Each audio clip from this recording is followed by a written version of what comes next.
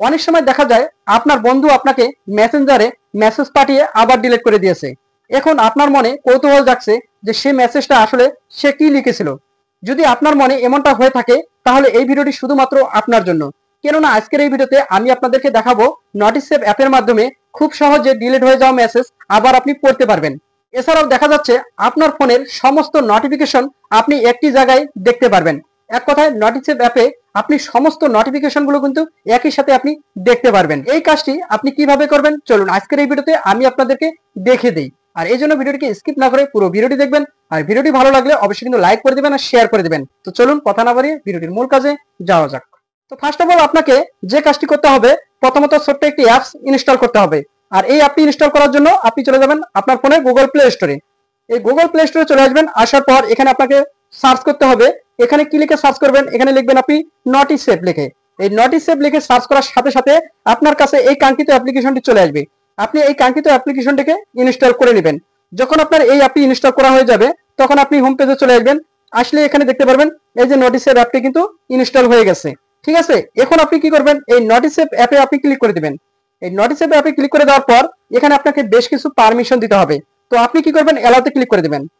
যখন আপনি অ্যালাউতে ক্লিক করে দিবেন তখন আপনি এইখানে দেখতে পারবেন নেক্সট, এই যে নিচের দিকে দেখতে পাচ্ছেন নেক্সট, আপনি এই নেক্সটে ক্লিক করে দিবেন।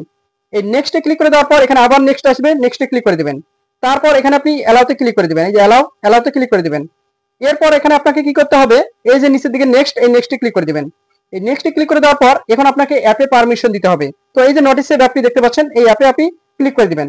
এখানে ক্লিক করে দেওয়ার পর এখানে অ্যালাউ নোটিফিকেশন অ্যাক্সেস উপরের দিকে আপনি এটা সুইচ বাটন অন করে দিবেন। তারপর এখানে আপনাকে কি করতে হবে, এখানে একটা টিক মার্ক দিয়ে দিবেন। তারপর এখানে ওকেতে ক্লিক করে দিবেন। এখানে 10 সেকেন্ড সময় পাবে, কিছু ফোনে চায় আবার কিছু ফোনে চায় না। তো এখানে আপনি ওকেতে ক্লিক করে দিবেন। ওকেতে ক্লিক করে দেওয়ার পর এখন আপনি এইখানে দেখতে পাচ্ছেন ব্যাক চলে আসবেন। ব্যাগে আসার পর এখন আপনি এখানে অ্যালাউ চাইবে, অ্যালাউতে ক্লিক করে দিবেন।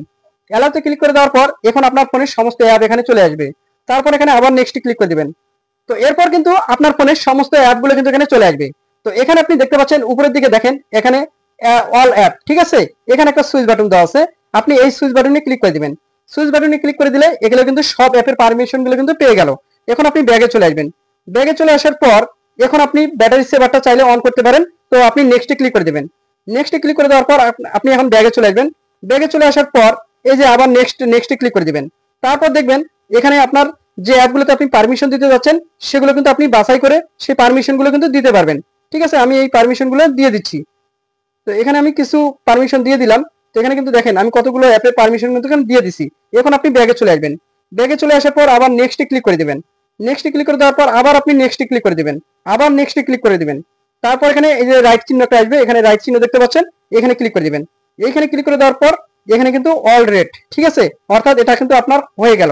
এরপর থেকে আপনার ফোনের হোয়াটসঅ্যাপ, মেসেঞ্জার, ফেসবুক, টিকটক বা যেখান থেকে আপনার নোটিফিকেশন আসুক না কেন সেই নোটিফিকেশন গুলো কিন্তু আপনি এই নোটিসেভ অ্যাপে এসে চলে যাবে, পেয়ে যাবেন। ঠিক আছে, এক কথায় আপনি এই অ্যাপে পেয়ে যাবেন।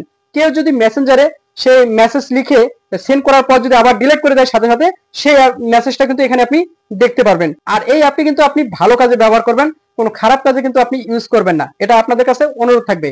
তো যদি ভিডিওটি ভালো লাগে অবশ্যই কিন্তু লাইক করে দিবেন আর শেয়ার করে দিবেন যাতে করে অন্য বন্ধুরা শিখতে পারে, জানতে পারে।